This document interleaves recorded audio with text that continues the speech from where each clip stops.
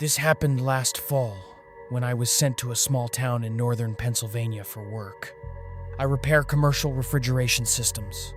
My company had me fixing freezers at an old supermarket for a few days. They booked me into a cheap roadside motel on the edge of town. The place felt wrong the moment I arrived. There were barely any cars in the parking lot, and the atmosphere was unsettlingly quiet. The woman at the front desk kept glancing nervously toward the windows while checking me in. Then, she said something very strange. If anyone knocks on your door at night, don't answer it, unless it's me or the owner. She said it casually, but it immediately made me uncomfortable. I asked if the area was dangerous, and she just shrugged and said, "Some drifters come around sometimes." As I unloaded my tools, I noticed an old dark green pickup truck parked a few spaces away. The engine was running, but the headlights were off. Inside was a man, sitting completely still, with both hands on the steering wheel, just staring forward into the dark. I brushed it off. Around 10:30 that night, I heard footsteps outside my room. At first, I ignored them, but then they stopped, directly outside my door. No knock, no movement, just silence. Then the footsteps slowly walked away, only to return a minute later and stop again. I looked through the peephole. Nobody was there.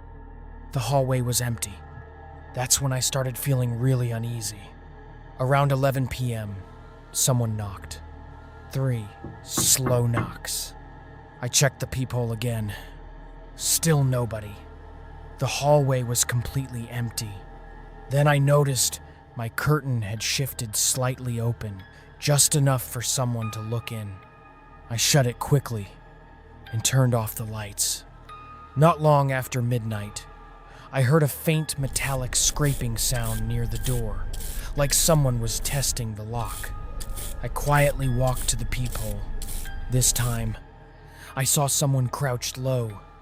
All I could see was a dark baseball cap and a shoulder. I called the front office. The woman sounded annoyed until I explained someone was outside.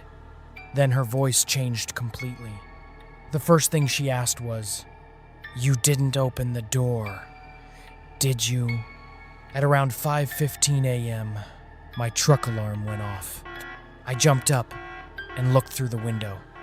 A tall man in a dark jacket was standing by my truck. He slowly turned and looked directly toward my room, like he knew I was watching. I called 911. Police arrived, but nothing had been stolen. One officer acted like I had forgotten to lock it, but an older officer seemed concerned. Before leaving, he told me, "If anything happens again tonight, do not open that door." The next day felt normal, but when I returned that evening, the same dark green pickup truck was back, parked far away, watching. That night, I heard footsteps again. Then came a soft tapping sound, not on the door, on the window beside my bed. Then something sharp slowly scraped downward across the glass. I froze. Whoever was outside knew exactly where I was lying. I started dialing 911. Then I heard movement in the room next to mine. It had been empty, but now there were careful footsteps inside. Then suddenly, bang, something hit the shared wall, almost like someone was testing how solid it was. Then the tiny bathroom window started moving, opening. I ran in and shoved it shut. Something pushed back from the other side. I realized there wasn't just one person. There were multiple people surrounding the room, whispering. Footsteps. I shoved a chair under the doorknob. Immediately, I heard people running as police headlights flooded the parking lot. At least 2 sets of footsteps disappeared into the dark.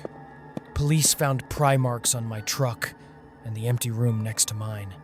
They also discovered the screen had been removed from my window. The older officer admitted they had seen this before. They believed a group was targeting out-of-town workers.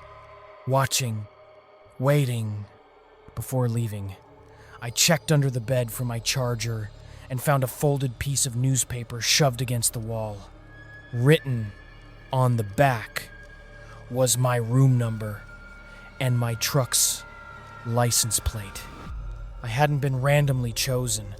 Someone had been watching me since I arrived. I drove nearly 2 hours home before sunrise, and I never went back.